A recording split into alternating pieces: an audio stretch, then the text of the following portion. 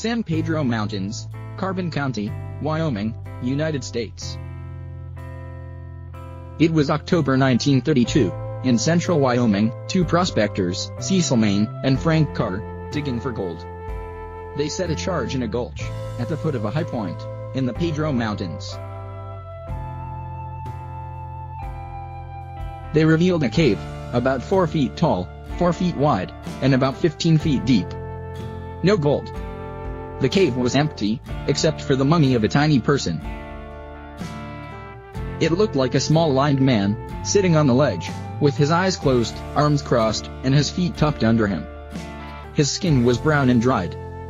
His mouth was tired, like a lean Buddha, with a misshapen head. It was tiny, possibly 6.5 inches tall. It weighed just about a pound.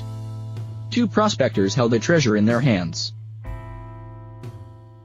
They believed that the mummy may have been part of a race of little people. The discovery made headline news in the area. Some believed that Native Americans had placed the mummy in the cave.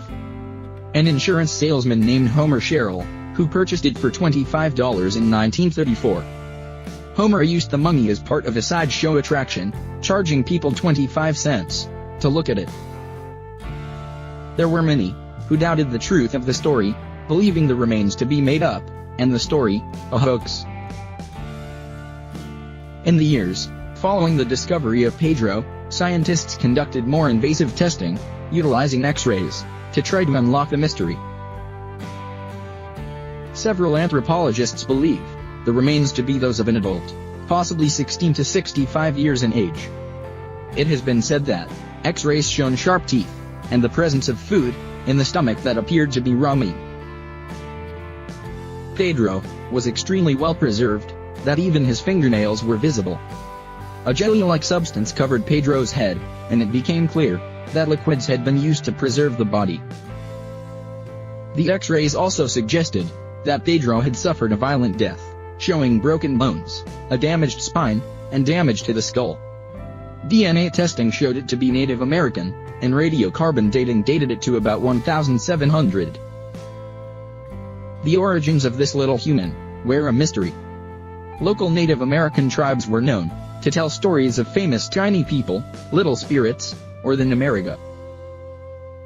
In some of these stories, the small people had magical powers, or healing powers.